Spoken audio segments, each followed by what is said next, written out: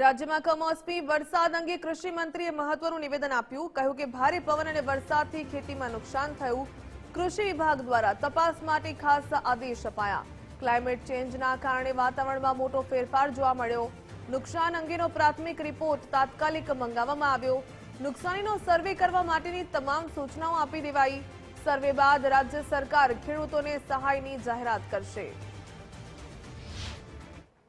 કેટલીક જગ્યાઓ ઉપર વરસાદ પડ્યો છે, કેટલીક જગ્યાઓ પર પવન પણ થોડો વધારે ફૂંકાણો છે.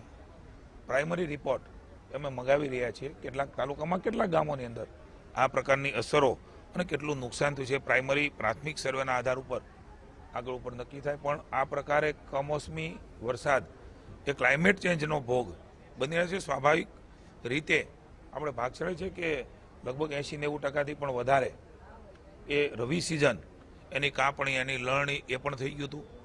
હજી પણ કોઈનું નાની મોટી કોઈ તકલીફો હોય તો એ ગામ વાઇઝ, તાલુકા વાઇઝ જાણવાનો પ્રયાસ પ્રાથમિક સર્વે અમે કરી રહ્યા છીએ.